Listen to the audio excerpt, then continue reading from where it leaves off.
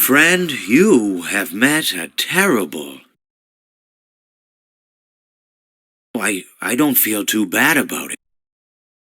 If it weren't from me, it would have just been from someone else. I guess what I'm trying to say is life goes on. Well, for everyone else, life goes on, not...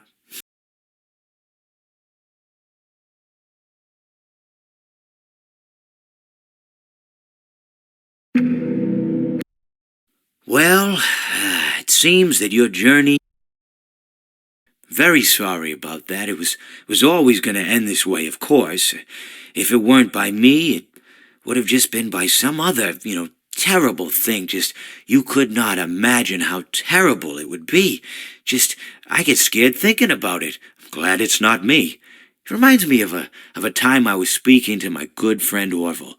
We were sitting on a park bench watching the pigeons. I was on the left, he was on the... Oh, wait, was I on the right or left? Anyways, it doesn't matter. We were sitting on there watching the pigeons. And I said to Orville, "Friend, those birds are frozen." And he kind of looked at me like I'd lost my mind.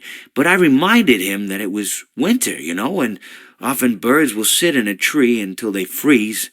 And then they sort of fall to the ground until the sun warms up and they can, move around again. So I said to Orville, "You might as well save those breadcrumbs until the birds thaw, because they can't very well enjoy them in the condition they're in."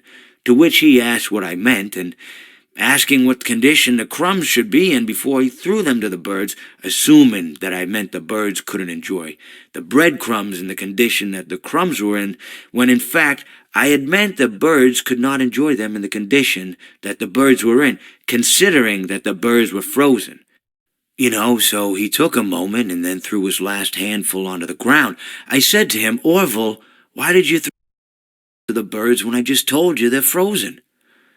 To which he responded, "The breadcrumbs are not frozen." Again, misunderstanding my words. I didn't mean to say that the breadcrumbs were frozen when I said I told you they're frozen. I'd been referring to the birds. In hindsight, what I should have said was, and this would make perfect sense, "Why did you throw the breadcrumbs to the birds when the birds are frozen?"